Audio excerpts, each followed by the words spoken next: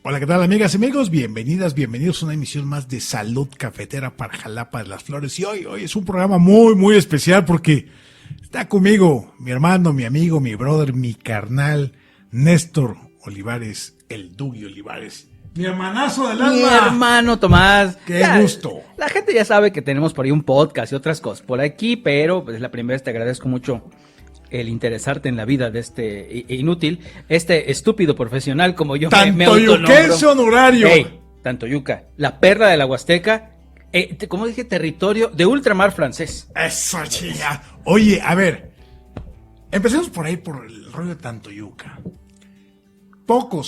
Muy pocos, mi estimado Néstor, gritan a los cuatro vientos el orgullo de su tierra.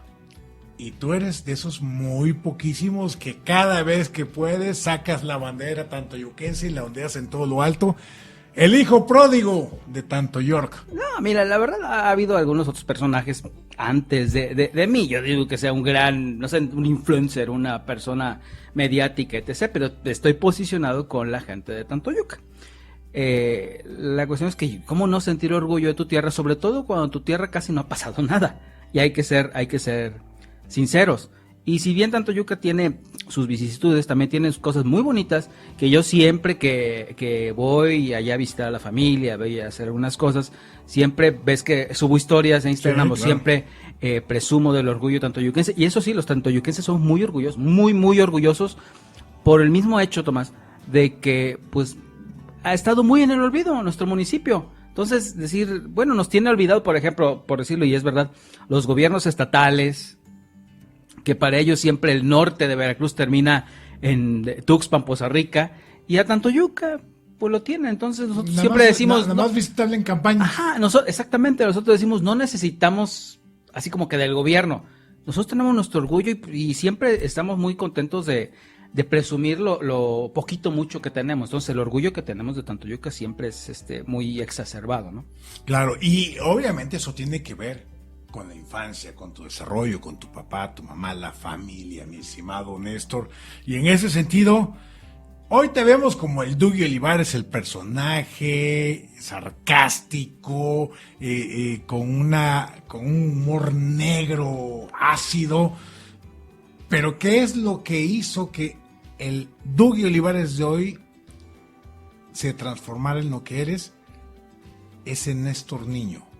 ¿Tu infancia cómo fue? Mira, mi infancia, como saben, en Tantoyuca, y siendo, perdón que lo diga, pero siendo un güero, de mis características físicas, pues resaltas en la mayoría de la población del lugar donde creces, no es por decir una mamada, o sea no eres el frijol del arroz, sino eres el arroz dentro del frijol. O sea, resaltas, ¿no? Físicamente.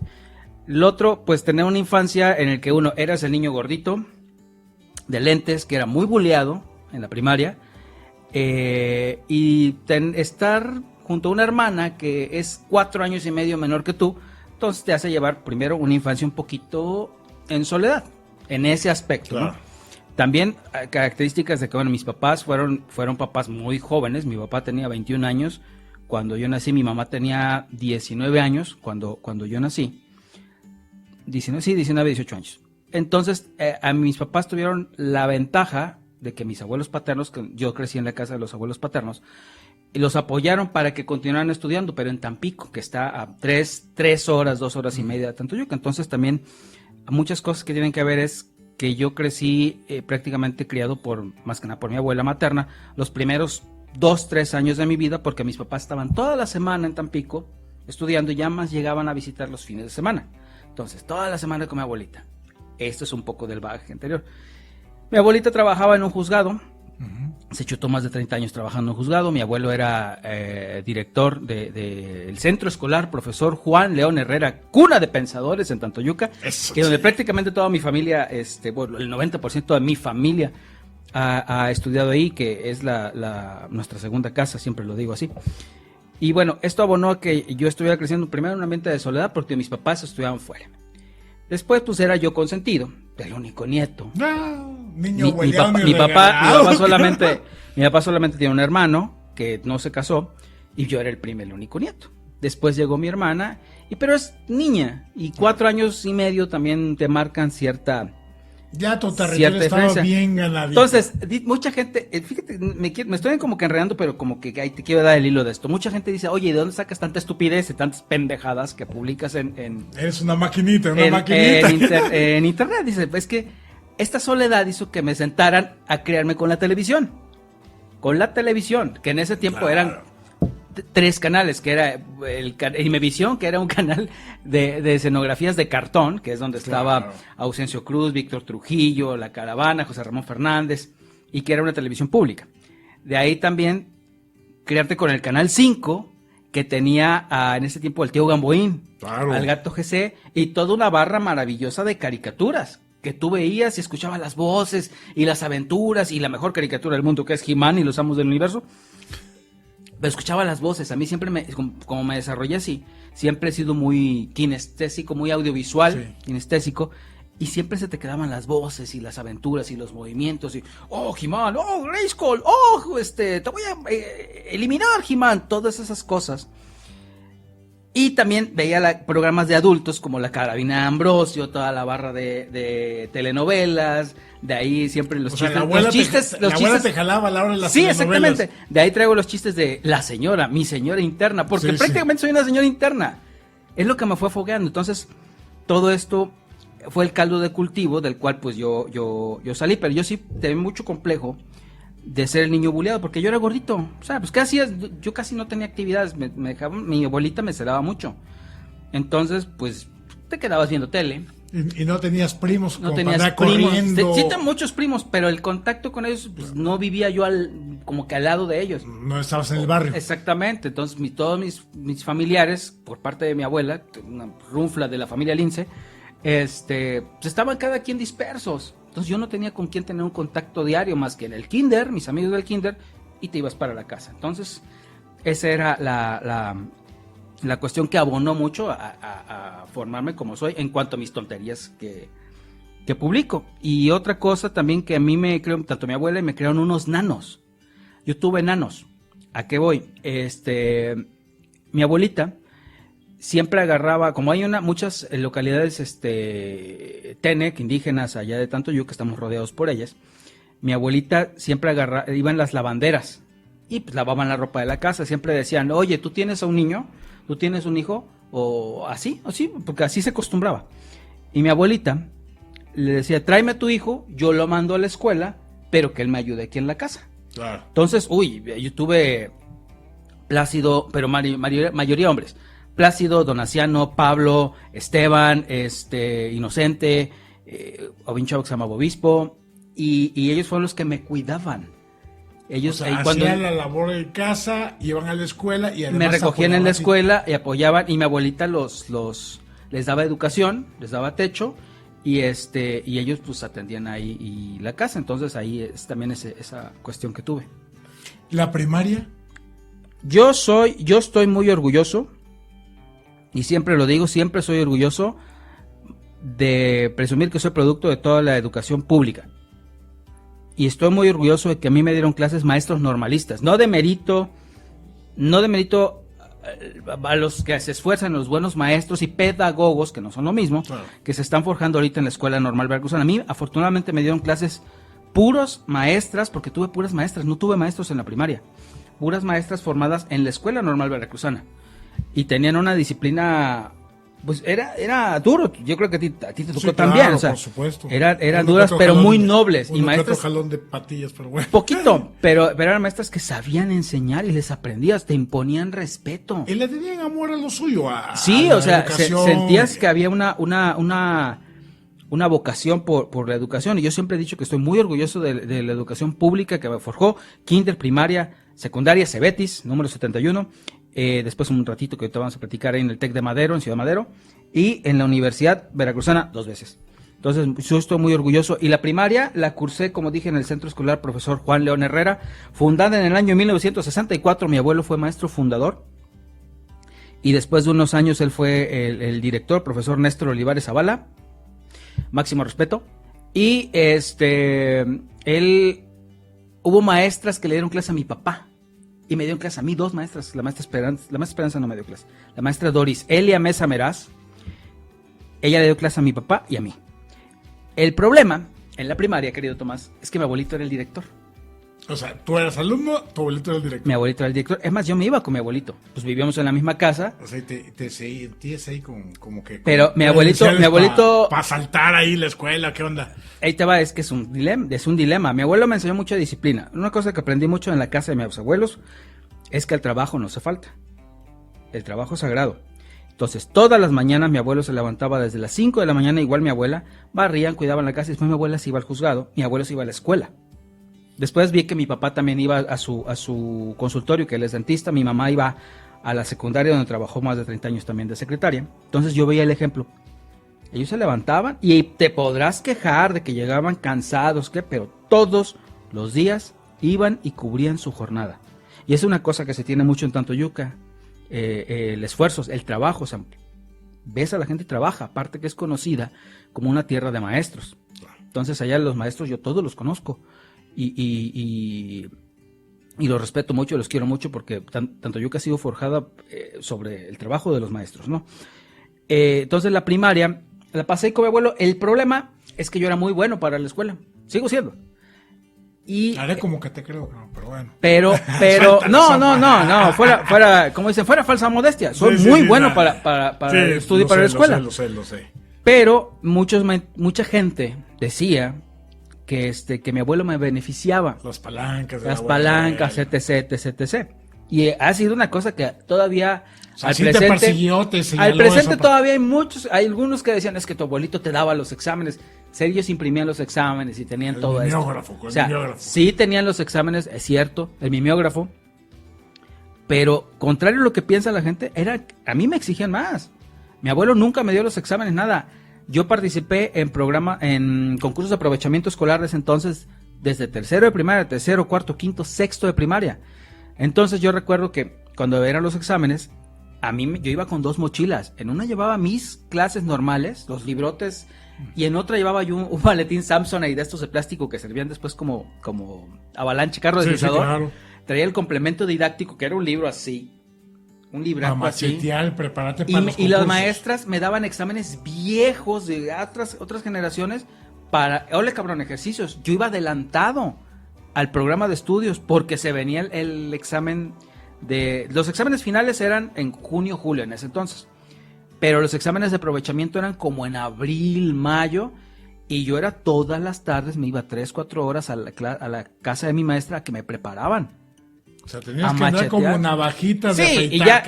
Y ya cuando llegaba a los exámenes finales, pues esto ya me la sé.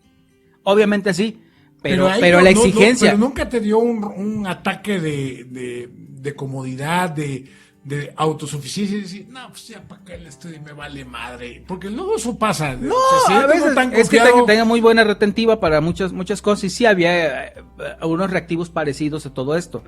Pero te digo, el grado de exigencia, a mí me exigían mis papás para la escuela. Si yo quería un cassette de Nintendo, un videojuego de Nintendo, mi papá me lo daba, pero dependiendo de las calificaciones. Sobre boleta, cabrón. Sobre la boleta, y aparte, el bono se puede decir que era los exámenes de aprovechamiento. En tercero, mi primer examen de aprovechamiento, yo fui cuarto lugar estatal de aprovechamiento. En tercero de primaria. Y de ahí en cuarto me quedaba en las regionales, ya no volví a pasar, pero ahí sí había chanchullo en ese tiempo para beneficiar a otros alumnos de otras escuelas que no tienen la culpa ellos, ¿verdad? Claro. Pero siempre me dio por eso. Después en la secundaria General Francisco Díaz Covarrubias, ahí ya pues que empieza a conocer el desmadre, pero yo muy retraído, digo, yo era gordito, de lentes, que ahorita es moda, no es moda, es normal, o sea, ya nadie te bulea por traer lentes. Lo veo con mi hijo y digo, oye, nadie te molesta. No, pues todos traen lentes, pero en mi tiempo te escondían los lentes. El 4 ojos. El 4 ojos, el cegato, el cegatón, no me ves, o estaba gordito y todo esto. Y en secundaria te pega la hormona, creces, te pones flaco, pero yo ya estaba muy acomplejado, ¿no? Sí, aunque estuvieras hecho un palillo, el complejo es el complejo. Sí. Y ahí viene otra cosa, que mi mamá trabajaba en la secundaria. Entonces siempre vigilado. O sea, no había manera alguna de jamás, y en el Cebetis igual. Pero aquí yo seguía siendo bueno para la escuela, pero dije, me decían, ¿quieres concursar? Dije, no, ni madres. Ya es era demasiada presión y ya pues, había otros compañeros que concursaban y aflojé un poquito, pues también para disfrutar tantito la vida, ¿no? Dije, oye, no puedo estar todo el tiempo. Oye, ¿y qué materias te jalaban ya desde primaria y luego secundaria? Mira, desde primaria, en secundaria, fíjate, de secundaria, que es cuando ya te empiezas como medio definir, sí. Me gustaba mucho, tenía álgebra, me gustaba, pero me gustaba mucho biología, dependiendo del maestro, el maestro Antonio Cortés Zamora en ese entonces, que llegó, explicaba biología, pero te explicaba muy bonito. Y dije, oye, está muy padre esto. Fui al taller de electrónica y decías, así funcionan los circuitos y estas ondas. No había todavía taller de computación, ese llegó después. Pero mecanografía. Había taller de mecanografía que decíamos era para las niñas. Y yo, pendejo yo, qué útil es esa madre ahorita. Sí, ahorita. Pero había... Y más los jeroglíficos, esos, los ganchitos.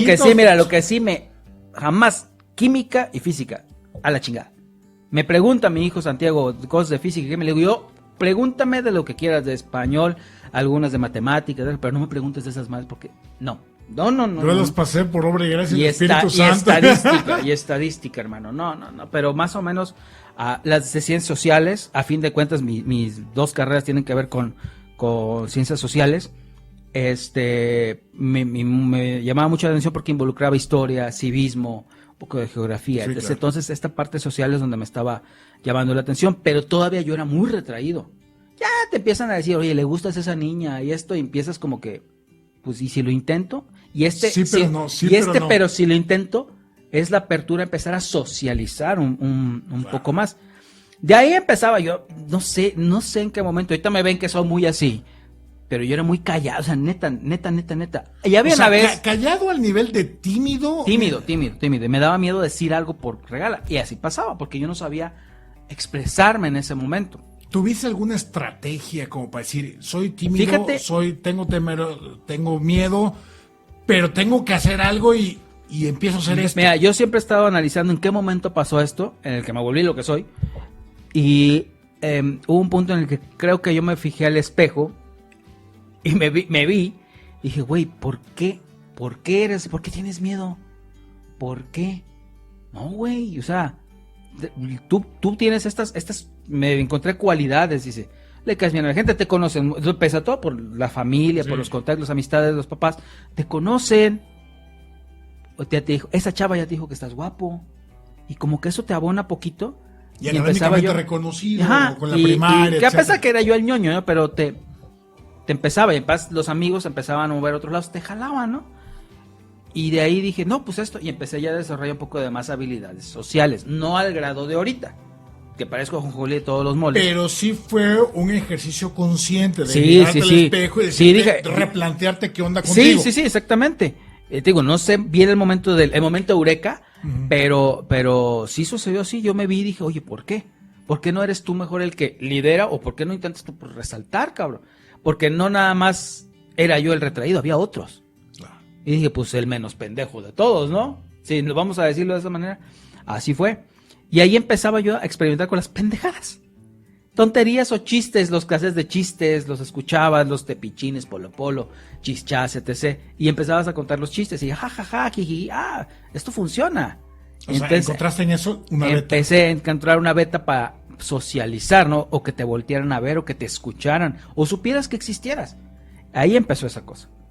Ya un poquito más adelante se Betty número 71, ya ahí también le bajé académicamente un poquito. Ya siempre era yo de 9 para arriba, aquí queda 9-1, 9, pero yo consciente de que ya estaba y dije, estoy chavo, güey, tengo que aprovechar. Tengo que disfrutar la vida ahí por una calificación. Ahí empecé a experimentar con cosas que yo no había experimentado, que ya eran más actividades deportivas, torneos de fútbol, equipo de fútbol ya en la Liga Municipal de Antatoyuca, y el club de danza del Cebetis, que era ballet folclórico, etc. Y llegamos a participar en un concurso estatal, y eso te va ayudando, te digo, socialmente. Son habilidades que yo digo ahorita, esas actividades que meten en algunas escuelas, universidades, que sí te ayudan a socializar, yo lo vi en mí. Entonces, digo, no era yo el gran bailarín, ni tampoco era gran futbolista, pero te ayuda a soltarte, a convivir. O sea, rompía tu techo de cristal. De decir, sí. Quiero dar más. Sí, ¿no? Exactamente. Pero ahí viene después el gran dilema. Tantoyuca en ese entonces era una ciudad más cerrada. Entonces les voy a decir esto, Tantoyuca, conseguir un danonino, neta, parece chiste, conseguir en ese tiempo, en los 80s, principios de los 90s, un danonino era un milagro. A lo que voy, imagínense las otras opciones para estudiar. Había un instituto tecnológico que ahorita es una joya, la verdad, pero en ese entonces era nada. No había opciones para estudiar, entonces tenías que replantearte, ya llegó la edad. ¿Para dónde? Ya llegó la edad en la que tengo que estudiar algo, una carrera. Pero pues yo nunca tuve esa cuestión de qué me voy a dedicar. Y las cuestiones más cerradas era, ¿allá estudiabas para maestro? ¿O para licenciado? Que era abogado. Porque ni siquiera sabías que era un administrador de empresas, ¿no? Claro. O contador. Las clásicas. Las carreras tradicionales. O el ingeniero. Y de a secas, no sabías nada. O el arquitecto. Yo estudié el bachillerato tecnológico en informática. Y era bueno programando para cosas de lógica, etc. Y después dije, pues voy a tener que algo de informática. Mi mamá quería pero como una consecuencia, pues ya estoy aquí, se me hace sí, pues fácil. Yo creo que tengo que estudiar esto. Mi mamá quería huevo que yo fuera un ingeniero. Y yo luego Contreras con mi mamá dije, ay no, yo quiero ser licenciado. Y en el el Instituto Tecnológico de Ciudad Madero, que en ese entonces era era el segundo mejor instituto tecnológico de México, fui a presentar mi examen y tenía la carrera de ingeniería en sistemas y licenciatura en informática. Contreras fue a presentar licenciatura en informática. En ese entonces, previo a esto, pues yo no sabía que estudiar, a lo que voy, porque ya revolví un poquito, pero yo no sabía muy bien, dije, es que no sé, papá, le decía a mi papá siempre ha sido más cercano conmigo. O sea, todavía no encontrabas tus sentidos de vida. Entonces, una amiga de él, era la licenciada Dora Nelly, era la orientadora vocacional, me puso un test, y hice la prueba, dije, pues a ver qué sale, ¿no? Y me dice, enfrente de mí, le dice a mi papá, fíjate que Néstor salió muy bueno para cualquier carrera, pero yo diría que se vaya mejor a una ingeniería. Y yo, pues no, licenciatura en informática. Ahí me fui a Tampico. Tampico, por si los que no saben, es como, Tampico Madero es como Veracruz Boca del Río, que es una zona conurbada, que la división nada más un letrero. O sea, cruzas la calle y estás en otro municipio. Y ahí viene el primer problema, vivir fuera, cuando siempre has vivido en tu pueblo. Claro. Y Tampico solamente ibas a pasear. Yo conocía el centro, las tienditas, etc. O sea, el problema no es que vengas a otro lado, sino que el nivel de arraigo que tú tenías con tanto York, ¿no? Con tanto Yuca, eso así como que romper, ¿no? Recuerdo que la que me fue a dejar a Tampico fue mi abuela. Con una maleta azul, me acuerdo que fue a comprar de piel para la primera ropa, ¿no? Pero no me ubiqué en Tampico. No pude con la gente. O sea, con la gente, la carrera, la escuela, el ambiente. Van dos cosas, el ambiente, porque es otro ambiente totalmente diferente al como te estabas criando a una ciudad más grande, con playa, un poco más agringado. Tampico tiene ese Tampico quiere ser Monterrey y Monterrey quiere ser Estados Unidos, entonces va permeando, ¿no? Pero el ambiente a mí no pude, yo no pude con la gente, no me podía yo encontrar con la gente. Me acuerdo y que mucho reventón, porque usualmente las ingenierías y esas áreas suelen ser mucho reventón y además ya es universidad, o sea. Sí, no, pero yo siempre muy retraído dije yo, es que aparte estaba la cuestión económica, obviamente pues no, hay unos que se les facilita darles más recursos a sus hijos para cuando estudian fuera y otros a los que, bueno, un poco más limitado. Entonces había que cuidar O sea, fuiste a pensión, departamento. No, departamento, siempre estuve rentando, eso sí. Y primero con unos amigos, después me fui con mi tío, el hermano de mi papá. Y pero yo llevaba año y medio estudiando ahí informática y la verdad sí, como que muy a huevo, ¿no? Como que o sea, no sentía pasión, sí, pero no sentía pasión ni vocación.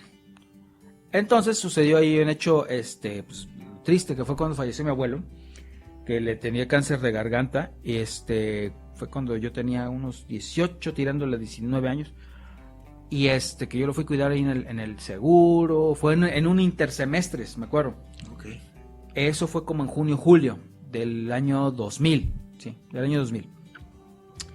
Eso fue junio, julio, yo lo cuidaba, y después vimos que ya salió del hospital, ya estaba en la casa en Tantoyuca otra vez, pues todo esto fue en Tampico. Y dije, bueno, pues ya voy a regresar al TEC, ¿no? A mis clases, ya, al ambiente.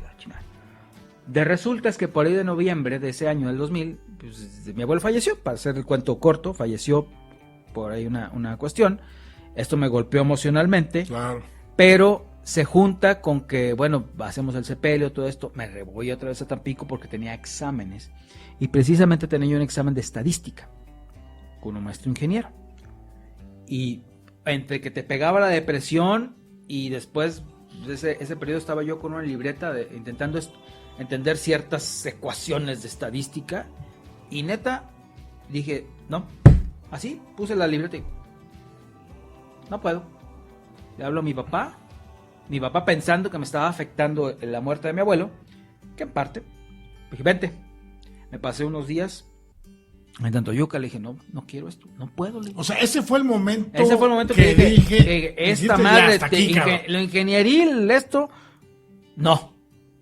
Ya, dice mi papá, bueno, ya, chinga, ¿qué vamos a hacer?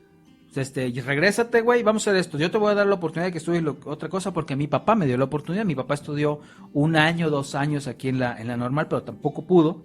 No pudo, sino que no se ubicó y terminó en una universidad allá en Tampico, precisamente. Yo hice al revés. Entonces, Eso nos habla de eso de que la vida no es lineal. No es lineal, exactamente. Y en tanto yo que era mucho esto también, de que hacías, veías esta cosa. Yo te digo, mi familia trabajaba y a la casa. Y veías que todo era el orden normal. Yo tenía esa concepción cuadrada de que trabajas, estudias esto, vas, estudias un profesional, trabajas y sigues tu vida y haces la cadenita, ¿no? Con tus hijos. Entonces, ya mi papá me dice, ¿qué va a hacer? Pues voy a ver otra vez a la licenciada Dora 2 años después para ver qué onda, como que qué puedo estudiar. Bueno, vamos a hacer esto, investígate que otra cosa, pero termíname este semestre. Saca el examen para que tengas ahí. Ya fui y rescaté las materias que tenía y fui a ver a la licenciada Dora, la orientadora vocacional de mi prepa otra vez. Y dice, oye, esto que no sé. Y volteo y tiene aquí una mesita con folletos. Uh-huh. Y voy viendo unos de la Universidad Veracruzana. Que para nosotros Jalapa estaba muy lejos. Son 8 horas de viaje, 7 horas de viaje. Y veo uno que dice, ¿esto qué? No, pues esto no, ingenierías. Esto, contaduría. Había una que decía publicidad y relaciones públicas. Bien, tenía radio, televisión, yo. Como de ciencias sociales, dije. Y mercadotecnia. O sea, mucho con tu desarrollo infantil, güey. Sí, tenía yo un maestro, el maestro Miguel, que me dio economía, que me gustó mucho su materia, y después me dio mercadotecnia. Y me fascinó ver cómo era el desarrollo del producto, y te decía producto, precio, plaza, promoción, tal. Entonces dije, así se hacen, así llegan los juguetes a mí, ¿no? Entonces, veo esa publicidad y de mi papá, ya sé qué quiero, voy a sacar ficha para esto. Tú te pagas la ficha y vemos qué onda, pero de mientras vuélvete a inscribir al siguiente semestre del TEC para que tengas algo que hacer, ¿no? Y mi papá diciendo, pues si se termina de reconvencer, pues ya acaba esa carrera, ¿no?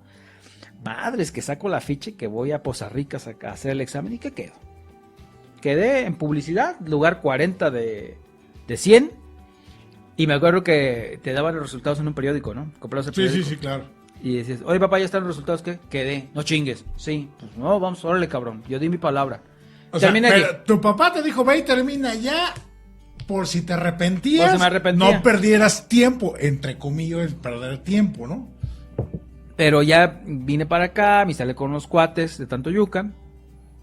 He vivido aquí en Jalapa, llegué a Jalapa, pues Jalapa nada más era de visita alguna vez. Pero vine con ellos, era un desmadre, como siempre, la vida estudiantil, ahí fue la vida estudiantil aquí en Jalapa. Y yo puedo decir, siempre digo que a mí la Universidad Veracruzana me salvó la vida.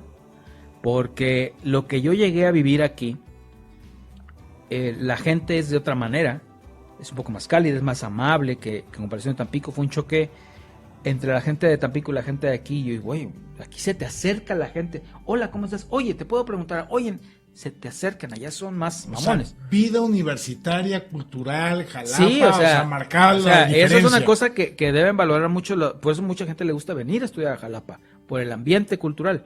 Pero neta, a mí la universidad, a mí en específico, la carrera de publicidad en la Facultad de Ciencias Administrativas y Sociales, que estaba aquí en la calle de Juárez, sí. Y el ambiente que había, porque en ese entonces era la mejor facultad que podía haber en lo social, en el ambiente que había, a mí me salvó la vida con los compañeros, porque aparte la carrera de crear cosas, es una carrera que se basa en la creatividad. Obviamente tenemos cuestiones de mercadotecnia, de administración, etc., pero se fundamenta en la creación de ideas, de conceptos, que terminan siendo un spot de radio, un spot de televisión, etc, etc. En ese entonces, o en un periódico escrito, Claro. en ese entonces, En ese estoy entonces. hablando del año 2001, 2002, yo soy generación 2001, 2005, y pues ahí era esa cosa, voy a terminar trabajando en televisión, o en radio, como locutor Sí. comercial, ¿no? Entonces era muy divertido y la verdad yo disfruté y encontré mi vocación en una carrera de comunicación, en específico la carrera de publicidad y relaciones públicas. Oye, una pregunta que traigo pendiente, que es, ¿y cuándo surge el Dougie?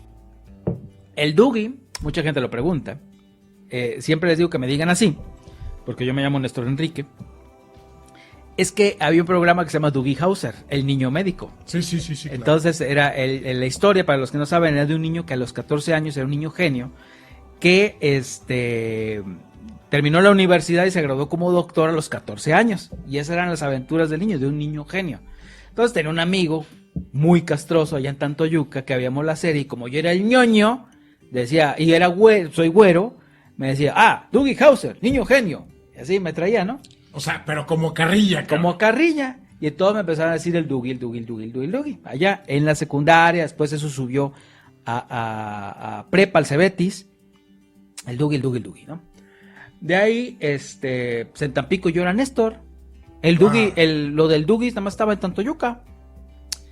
Pero me vengo para acá, a Jalapa, y ahí en la Universidad Veracruzana, pues yo tengo un correo que es tantoyuco@hotmail.com, y pues tenías el Messenger. Sí, claro. Y era con lo que nos conectábamos para hacer los Las trabajos, las tareas, tareas, no sé qué. Entonces tenía un compañero que me empezaba a gritar, Tantoyuco. Y yo, chinga, tu madre, está culerísimo, güey. Es así, el orgullo, ¿no? Sí, pero culerísimo, oye, el así apodo. como que... Y hubo una materia en donde en ese tiempo tú podías llevar el horario partido, varias materias, y podías tener a unos compañeros acompañándote en otras tantas materias, y otros no, cambiabas. El nuevo plan de estudios. El nuevo plan de estudios, el MEIF. El MEIF. Entonces, tenemos una maestra, me dicen, bueno, en esta materia se tienen que presentar y tienen que decir cómo les gusta que les digan. Y yo, a huevo, de aquí soy. Yo, tanto yo, que pura madre. Hola, mi nombre es Néstor, pero me gusta que me digan Dougie. Y había 2 compañeritos ahí. Y ahí hacíamos tareas en esa materia. Y después esos compañeritos me acompañaban en otras materias. Y decían, oye Dougie. Y se fue O haciendo sea, el Dougie. ahí te bautizaste oficialmente. Yo sí, O sea, sí. Entonces de que me digan Tantoyuca, que me digan el Dougie Sí, a huevo. fue porque no quería que me dijeran Tantoyuco. Entonces de ahí se quedó el Dougie. Y de ahí todas mis redes sociales me encuentran como Dougie Olivares. Que fue mi apodo. Pero a fin de cuentas ya se ha convertido como en un alter. Mucha gente, hasta tú me has dicho que separe el Dougie, que es el del sarcasmo, del chiste, exacto. y otro Néstor, pero lamentablemente pues ya no se puede, ¿no? No se puede concebir uno sin el otro. Entonces, por eso es el Dougie. El Dougie, Néstor el Dougie Olivares. Oye, y ahí en la carrera, dices, te salvó la vida en la Universidad Veracruzana, que te asentó muy bien aquí en la ciudad de Jalapa. Sí, no, espérame, yo conozco, o sea, me falta otras tantas colonias que he aprendido con otros años, pero yo llegué a vivir a la Rotonda. De ahí, El mercadito, viví en la Rotonda. De ahí llegué a vivir una casa que parecía embrujada, aquí en el camino antiguo a Coatepec, por el dique. Después me pasé atrás de los lagos. De ahí me fui a vivir a la colonia Pumar Choferes, aquí por la colonia Modelo. Después me vine aquí a la iglesia de la Piedad, luego me cambié por la Quinta de las Rosas, luego me fui O sea, tú a tesorería y pues, otra casa que tengo, ¿no? Entonces conozco varios lugares y eso te sirve, que conozco muy bien a las personas de Jalapa de los distintos puntos, que eso es muy útil cuando quieres hacer comunicación. Claro, sin lugar a dudas. Oye, independientemente de la parte relacional y de las prácticas de radio, televisión, bla, bla, bla, ¿qué es lo que más te marcó en la universidad? O sea, que digas tú, de la facultad, esto es el corazón de lo que yo viví en la facultad. Esto es la neta del planeta, este es mi santo grial universitario, cabrón. En ese periodo, porque ya después tienes otro proceso universitario, pero en ese proceso formativo. yo puedo decir que que hubo maestros que me enseñaron a no autocensurar, a expresarte lo que tú quieres decir. Obviamente ya después aprendes que hay que ser un poquito moderado. Claro. De ello estuve, por ejemplo, aprendí muchas cosas de sociología con el maestro Luis Fernando Villafuerte, me dio sociología, y estoy muy orgulloso de presumir que yo fui alumno de la maestra Ivonne Gutiérrez Carlín. En ese tiempo ella tenía ahí el periódico La Política, y ella me dio la materia de comunicación de masas, y te daba la teoría y todo eso, pero te platicaba experiencias, y ella te hablaba con una pasión de cómo ella hacía periodismo. Ojo, yo estudié publicidad y relaciones públicas, pero esa cuestión que te decía que te expresaras tus ideas, y eso principalmente con lo que yo me quedé, que pongas tu personalidad de las cosas que vas a comunicar, o sea, que tengan tu sello. O sea, a fin de cuentas va a ser un spot, obviamente vas a cumplir con ciertos requisitos para cubrir al público objetivo, pero le vas a meter tu esencia o lo que tú quieres comunicar. Pero no sé si con esto yo te no, sí, conteste. o sea. Y también explotar tu creatividad, o sea, no limitar tu creatividad. Si quieres hacer algo, hazlo.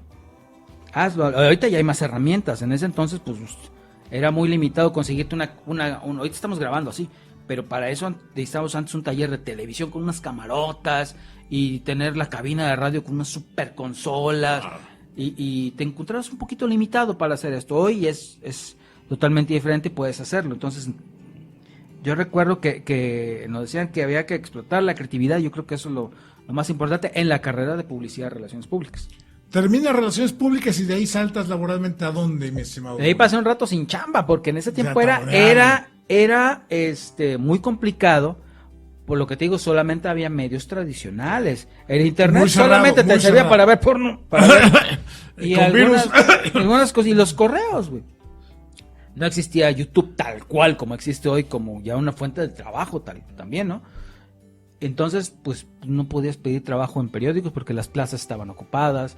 No podías ir a pedir radio porque son plazas sindicalizadas y pues ya hay estrellas. Había en ese entonces figuras de la radio local. Y mucho menos ir a trabajar a RTV. Entonces era muy complicado porque no solamente estudiábamos nosotros. Aquí en Jalapa hay N cantidad de escuelas que te ofrecen una carrera de comunicación, y la mayoría, te puedo decir que el 90% quiere trabajar en televisión, radio, etc. Entonces sí fue un periodo un poquito complicado, donde ahí estuve haciendo otras cuestiones. Estuve dando clases en una universidad particular. O sea, aplicaste aquella de que aunque sea dando clases. Pero le agradezco al ingeniero Jorge Pérez Moreno de la Universidad Central de Veracruz. Él me dio la primera oportunidad de clase y me gustó dar clases. Muy nervioso la primera vez. Pero dije, vengo de familia de maestros, algo ha de venir por ahí, ¿no? Bueno. Ay, te sirvió de entrenamiento para consolidar la parte que ya te había soltado, la creatividad y todo lo demás de la carrera, pero que contrastaba con la timidez infantil. Ahí le viene una parte que mi historia laboral que tiene que ver con cómo conocí a este señor. Fíjate que en esos periodos de ocio, de que pues no había nada que hacer, yo compré una revista, me acuerdo, una revista de pendejadas. Y venía una página donde venía un anuncio de un sitio web, que no me acuerdo cómo se llamaba. Pero venían palabras, decía, ve y escucha este contenido, ¿no? Que de blogs, esto, aquello. Podcast, decía la palabra podcast. Era el año 2007, 2008, más o menos. Dije, pues, ¿qué es un pinche podcast? La palabra me llamó la atención. Claro. Después empecé a indagar y había muy poquita información. Dije, pues es esto. Y había unas páginas aquí en México donde tú ya podías subir podcast. Y dije, es la posibilidad de que yo pueda tener mi programa de radio. Yo era muy bueno para las materias de radio. Y sabía producir, sabía usar los programas para editar. Dije, pues como hobby. Para ver qué pasa. Ver qué sale. Lo que ver qué sale. Y empecé a hacer un podcast educativo de publicidad, que era una mierda. Pero después empecé a hacer uno de monólogos, que era el podcast de Dougie, lo pueden buscar. Y hacía monólogos tipo Adal Ramones con efectos, chistes, etc.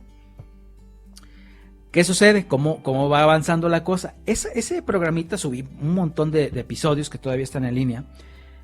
Yo tenía una novia y tiene un cuate, ella es bailarina, ella era bailarina. Y tiene un cuate, Jaciel Venegas, que condució un programa con Mercedes Boullosa, la Bullo, la hermana de Pablo y de Carmen Boullosa. Entonces yo le dije una vez a Jesse, ay, escucha mis pendejadas, fíjate que podemos hacer un programita así, la chingada. Y dice, ay, que lo escucha. Y algo detectó y se lo enseñó la Bullo. En ese entonces la Bullo estaba entrando como gerente de producción en una radio por internet que se llamaba radiover.com, propiedad del licenciado Juan Antonio Nemidiv, que yo sé que es un personaje polémico en la vida pública, política de Veracruz, pero yo me enfoco en lo laboral. Él tuvo la primera radio por internet. Exacto, de los pioneros de aquí la radio. en Claro. Veracruz. Y la Bullo me jala porque le gustó mi estilo para editar cosas. Y necesitaba gente para producir cosas de radio. Yo sí con pinches huevos acá, güey, porque ya era por internet, pero ya producías algo que iban a escuchar.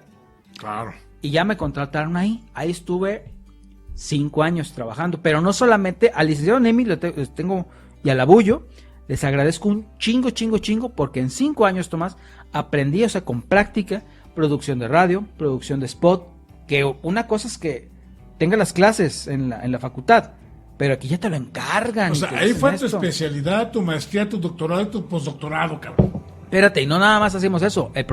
Tenemos las producciones que había en Radio Ver, entre ellos Agenda, claro. Cuando empezabas Agenda, que fue donde conocí a Tomás, y hacían el programa de televisión del Molcajete. Exacto.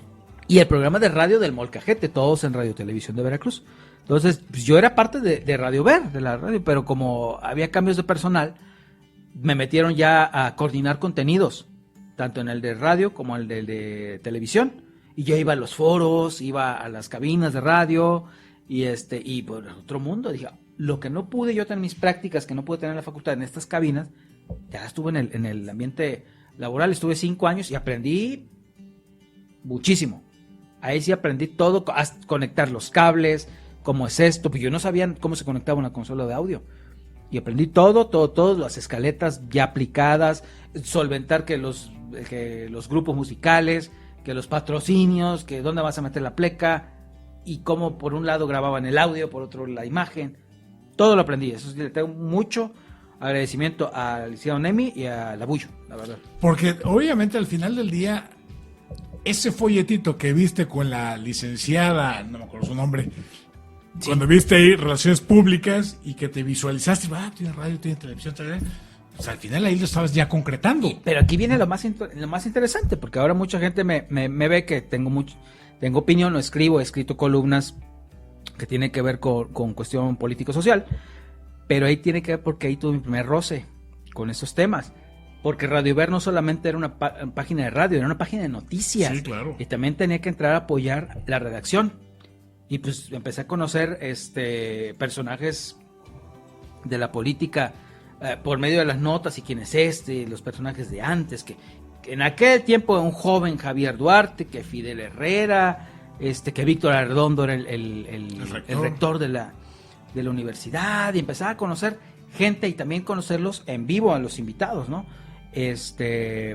Por ejemplo, también llegué a conducir el noticiero de Radio Ver, porque a veces no había que conducir, y empezar a dar las noticias y empezar a hacer llamadas con los periodistas, los de verdad. Sí. Y ya así pendejo, pues no estaba. Entonces eso fue lo que me fue llevando. Estaba Javier Laertes, por ejemplo. Javier Laertes, estaba se me están olvidando muchas personas, pero sí conocía a varios periodistas de aquí que alimentaban el noticiero, ¿no? Exactamente. Entonces, esa fue una parte chida, y ahí me empezó a interesar el chisme de la noticia, porque antes veías a López Dóriga, tu abuelito, tu papá veían la noticia, ay, qué aburrido, y después vas conociendo como que cómo se mueve la vida política, claro. Y es una cuestión apasionante, y el chisme fluye. Entonces ahí fue mi primer contacto con eso. Oye, ese contacto con la política, la vida pública y lo demás, al final del día, ¿te llevó a tu segunda carrera universitaria?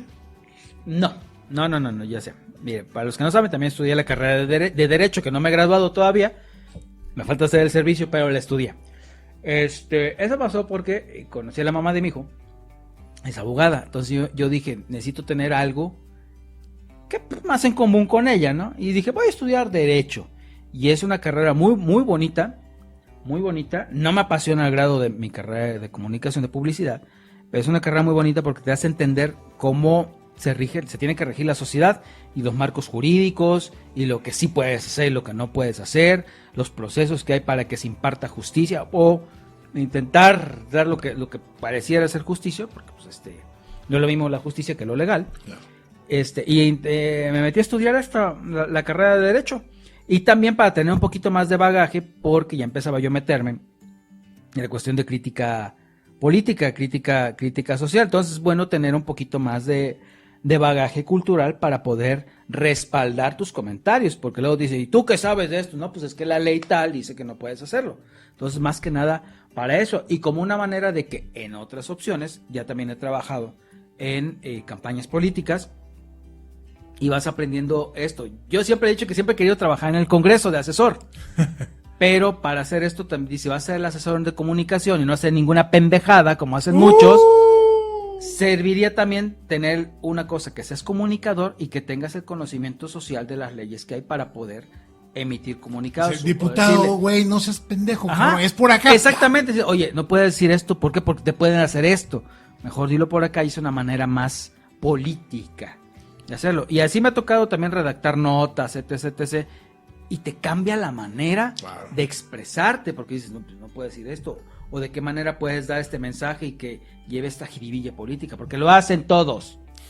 Oye, porque los abogados tienen un lenguaje muy, muy especial. Momento. Especial. Lo voy a decir aquí claro, la carrera de abogados de Derecho es muy bonita. Pero me dijo un maestro, eso que hablan en latín, pura mamada, tú nada más escríbelo claro y conciso, y yo soy muy mamón para escribir, o sea, muy de la ortografía, de escribir bien. Yo siempre he dicho que tienen que enseñarle a escribir bien a los chicos, que lean y que sepan escribir, porque es la base para poder desarrollar cualquier tipo de proyecto que quieran más adelante. Entonces, escribir bien, saber emitir un mensaje, que se entienda el sentido literal que tú quieres dar a las cosas, eso es muy importante para mí. Porque eso le va a dar fuerza a tu argumento. Exactamente. Entonces, es muy chido cómo mezclar las dos carreras y poder emitir mensajes. A mí me gusta mucho emitir mensajes, construir los mensajes. Y puede decirlo con la voz, con el micrófono, puede ser un guión, puede ser un texto, un blog, una columna, un spot de video. Todo tiene que saber, parte de saberlo redactar, aterrizar la palabra. Claro. Oye, mencionaste a tu hijo y creo que a todas y a todos de una u otra manera nuestros hijos nos impactan en el proceso de maduración y en la búsqueda de consolidar o conseguir alcanzar sueños, objetivos, planes y proyectos.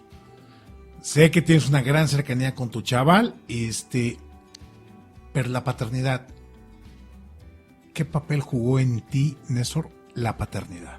Te aterriza, te dices, ya párale. Yo no tomo, no fumo, nunca he sido de desmadre, ni he terminado en los separos por algo, pero sí hay actitudes de valemadrismo, y hay cosas en que ya con la paternidad dices, espérate, cuídate, haz ejercicio, por decirlo menos, ¿no? Haz ejercicio o haz lo correcto, cuida tu trabajo. ¿Por qué? Porque de eso depende lo que tú le puedas ofrecer a tu hijo, tanto en tu persona como una seguridad económica o el apoyo que necesita. Entonces, la paternidad se ha servido para asentar al adulto, ¿no? Eso es lo importante de la paternidad, y sentir la responsabilidad, cabrón.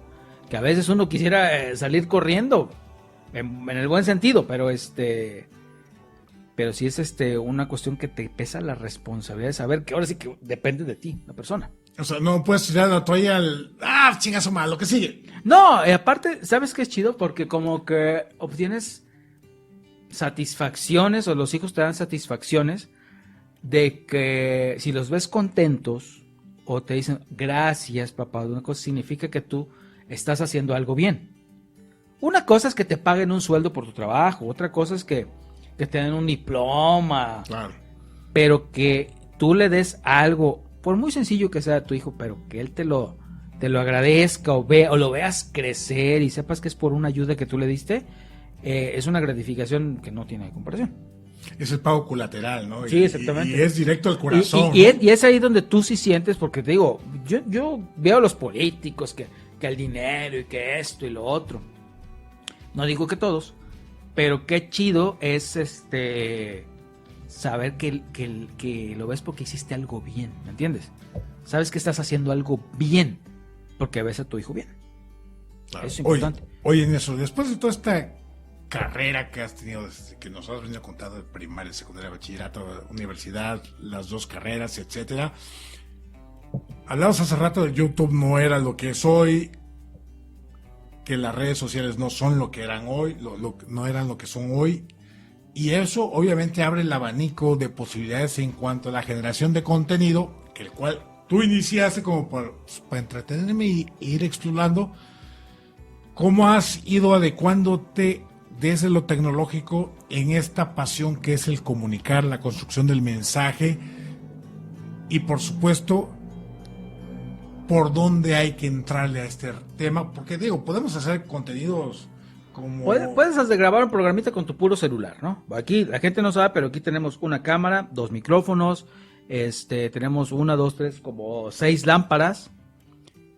Antes esto, si la gente que pudiera conocer un foro de televisión per se, como los foros de Radio y Televisión de Veracruz son enormes, están muy bien equipados, decías, pues es que era inalcanzable, ¿no? O sea, pues no lo puedo hacer. ¿Cómo voy a hacer yo un programa de televisión si no tengo con qué? Una cámara era carísima. Y hoy puedes indagar, has visto que grabamos el podcast con una grabadorcita así, que suple perfectamente una consola enorme. Ya se han abaratado los costos en micrófonos, un celular tiene muy buena calidad de grabación. La cuestión es tener las ganas de hacerlo. Obviamente una pequeña inversión con lo que tengas. Claro. Te compras una lamparita de estas, un aro LED que cuesta 300, 200 pesos y te sirve como iluminación para empezar. Ya a partir de ahí ya puedes ir escalando poco a poco conforme te vayas desarrollando. Puede ser como hobby, porque mucha gente hace el contenido como terapia ocupacional, claro, que después les puede pegar y por eso se han desarrollado influencers. Y otros ya como un negocio, una forma de vida, etc, etc.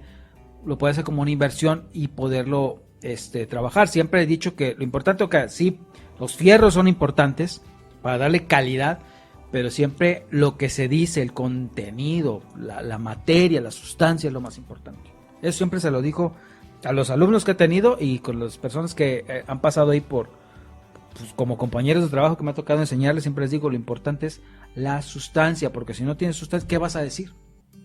Prácticamente nada. Claro. Oye, te tocó la transición de lo laboral, mi estimado Néstor, cuando decías, salgo de la carrera, no tenía yo trabajo, en radio pues, estaban los locutores estrellas, estaban los sindicalizados, en RTV imposible, los periódicos ya tenían sus plantillas, y todo ese mundo laboral en términos de medios, pues poco a poco se ha ido transformando de manera tal que pareciera que estamos en un proceso importante de extinción de estos medios. Bueno, lo vamos a decir con sus nombres. El gran diario, que era el diario de Jalapa, claro, que era un diario, ¿te acuerdas? Creo que costaba como 50,000 pesos la primer plana, o no me acuerdo cuánto costaba, pero un periodicazo así, muy leído, vendían suscripciones para comprar el periódico impreso. Claro.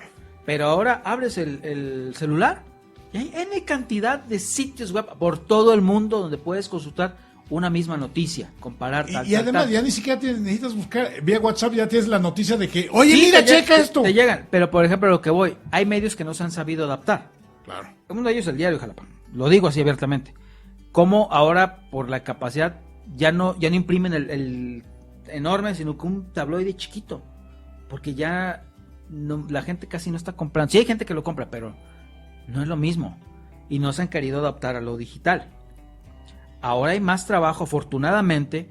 Hay gente que viene, hasta hay gente que no estudia carreras de comunicación y que ha encontrado, gracias a su habilidad para trabajar las herramientas, dedicarse profesionalmente a la gestión de redes sociales, a la producción audiovisual. Ahora hay N cantidad de personas que, como te digo, ya es muy fácil, compran cámaras fotográficas con calidad buena, una buena computadora, y editas un video, un spot, pero depende de la creatividad de las personas. Yo conozco a videógrafos o camarógrafos que hacen unos trabajos maravillosos, que nunca pasaron por la carrera, sino que tienen eso, claro, tienen con lo que naces, que es sensibilidad artística, se puede decir. Claro. Por eso en estos tiempos se valora mucho ahora lo que digo, esta formación integral, que son los deportes, las danzas, las artes, etc, etc. Antes, oye, ¿qué vas a hacer?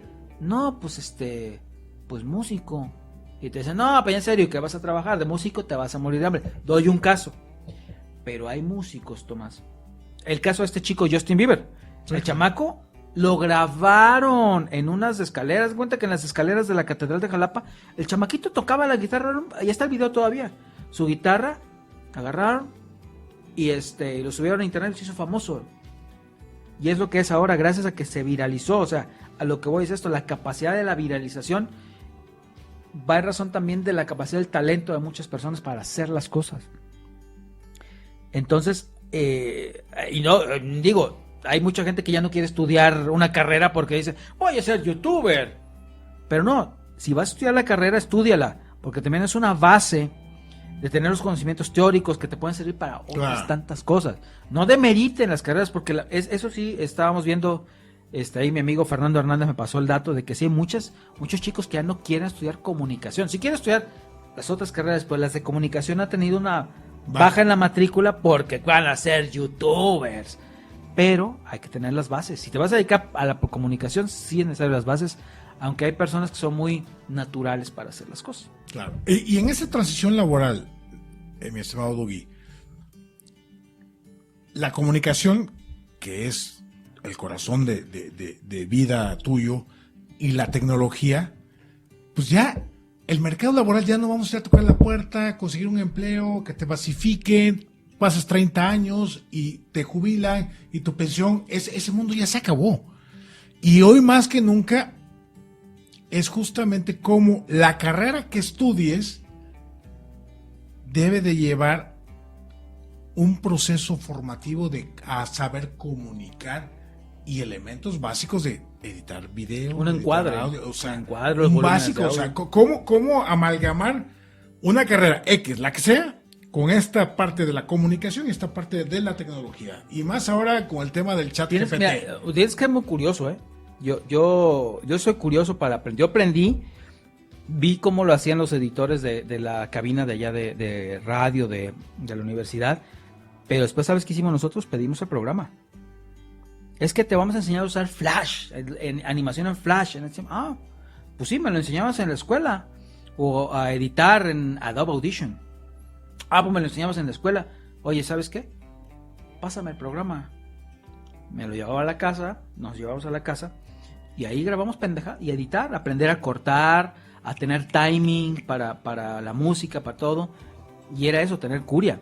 Ahorita, por ejemplo, editar video, picarle, dice, este efecto, ¿qué pasa si hago esto? Así se ve más chingón, ¿qué cosas les puedo ir metiendo? Son especializaciones. Entonces, yo creo que ser curioso es indispensable para ir viendo cómo son las cosas. Tengo ahorita un chico que es diseñador gráfico, pero le gusta todo lo audiovisual, y él siempre me dice, oye, fíjate que está esto, fíjate que está el chat de inteligencia artificial, fíjate que está, pero yo lo veo muy emocionado, porque yo ya soy mayor que él, ¿verdad? Pero me gusta ver cómo tiene curiosidad por seguir él especializando, no formalmente, pero ya hay herramientas gracias a YouTube y otras páginas de internet que te brindan estas herramientas para aprender tú solo. Eso es la maravilla, pero tiene que ver mezclarse creatividad con curiosidad para poder hacer la amalgama y crear cosas nuevas. Y una cosa que se me estaba olvidando, también estuve en el Instituto Veracruzano de la Cultura. ¡Hijo! Fui coordinador de programas. La iglesia Hermanos de Lutero, cara. No, escuchen, fui coordinador de programas culturales infantiles a nivel estatal. Pero ahí me invitaron, el licenciado Rodolfo Mendoza, muchas gracias. Estuve poco tiempo, como un año a lo mucho, pero aprendí mucho del bagaje, de la importancia de la cultura. Claro. A lo que te estaba diciendo, ahí vi como un taller de cultura de pintura, que mucha gente no lo pela en otras ciudades, donde no pela mucho la cultura, pero un taller de pintura, cómo puede ayudar a un niño de un hospital que está postrado a expresarse, claro, o como terapia. Hiloterapia, que también muchos vemos artesanías de hilos, y para nosotros es una tontería, para muchos, pero para hay gente que es una manera, digo, de expresarse, de hacer terapias. El trabajo psicomotriz. Sí, y lo importante del impacto de estos talleres culturales en los niños, porque eran programas de formación de público infantil para apreciar y desarrollar la cultura, sembrar la semilla de la cultura. Entonces ahí sí aprendí muchas cosas y conocí muchas personas del ambiente cultural, aunque tengo ahí mis pelos con el ambiente cultural, que después quisiera Esa es otra en historia. otro tema. Pero bueno, Dijeran a Nagoya acá. pero sí una cosa muy importante, el desarrollo de la cultura por medio de actividades culturales artísticas, importantísimo, para la formación. De aquí para adelante, ¿qué sigue para Néstor? Seguir trabajando, ahí donde estamos trabajando, en el grupo escolar donde estoy, pero obviamente, si tienes pasión por hacer otras cosas, cuida la chuleta, y por otro en paralelo puedes desarrollar otros, pues, tus proyectos que te dan el gusto, ¿no? Que puede ser por el gusto o obtener otro ingreso extra que te pueda ayudar, ¿no? Pero siempre respetando, por un lado, la nómina, ¿no? En este caso, claro, porque son periodos difíciles y hay que cuidarlos y aprovechar las oportunidades que te dan. Por ejemplo, tenemos aquí el podcast de Políticamente Incorrectos con Tomás. También allá en la red de permanencias voluntarias con Edel López Solán. Donde tenemos ahí un programita los miércoles donde programita decimos, sin nombre, donde decimos las noticias más relevantes de la peor manera posible, pero es un gusto. claro. Y también lo hago porque creo que hay que crear foros para expresar nuestras ideas de la manera respetuosa o de la manera, pues una buena manera, ¿no? Que se entiende, y llevar información a las personas. Se puede ser irreverente, pero muy respetuoso al mismo tiempo. Sí. Y que sí tiene que haber foros donde la gente se exprese aprovechando estas nuevas tecnologías, ¿no? Yo pregono mucho por eso, por la formación de audiencias que se interesen en los contenidos que uno hace. Mi estimado Néstor, ¿qué le dejas finalmente como mensaje final a la banda de nuestra edad, de tu edad, de los más chavos, de los que andan queriendo explorar? Sí quiero, pero no sé, y están esperando todavía comprarse su cámara 4K y todo ese rollo, ¿no? Dicen, es que se aventó como el Borras. A veces es bueno, pero ¿saben qué? He aprendido con la experiencia mídele el agua a los tamales. Hay mucha gente, no, yo sí puedo, no sé qué. Y a veces es bueno aprender a los madrazos. Pero sabes que ya con la experiencia, no, uno no está para darse madrazos.